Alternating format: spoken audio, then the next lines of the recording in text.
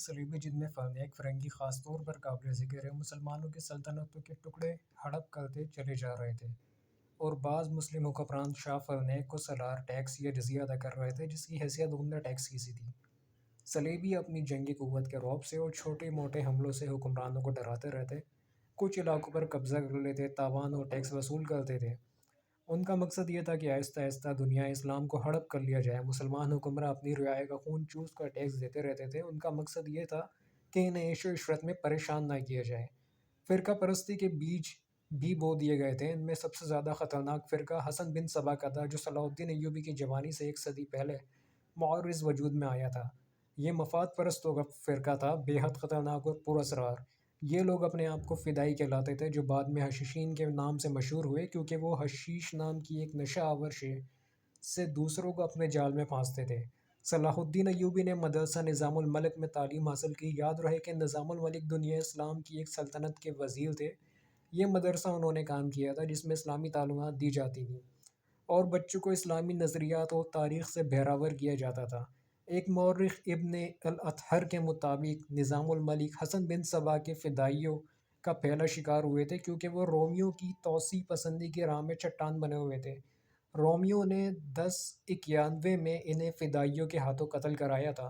ان کا مدرسہ قائم رہا۔ صلاح الدین ایوبی نے وہیں تعلیم حاصل کی۔ اسی عمر میں اس نے سپاہ گرے کی تربیت اپنے بزرگوں سے لی۔ نور الدین زنگی نے اسے جنگی چالیں سکھائیں، ملک کے انتظامات کے سبق دیے اور ڈپلومیسی میں مہارت دی۔ اس تعلیم و تربیت نے اس کے اندر وہ جذبہ پیدا کر دیا جس نے آگے چل کر اسے صلیبیوں کے لیے بجلی بنا دیا۔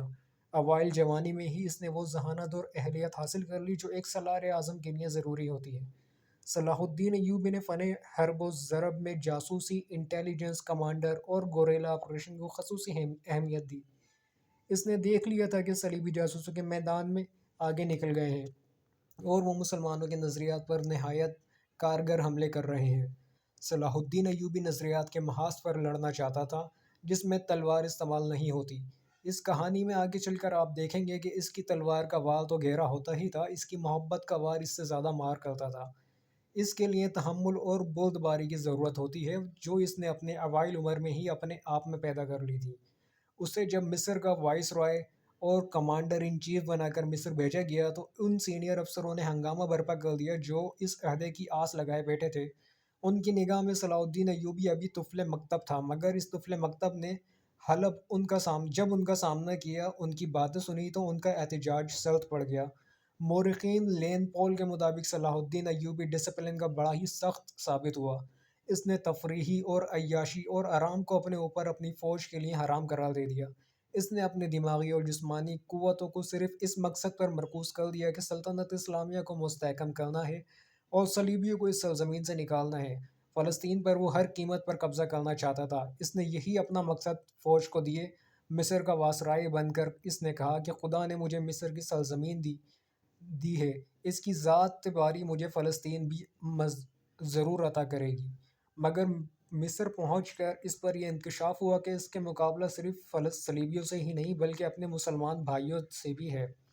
اس کی راہ میں بڑے بڑے حسین جال بچھا رکھے ہیں جو صلیبیوں کے عزائم اور جنگی قوت کا زیادہ خطرناک ہے۔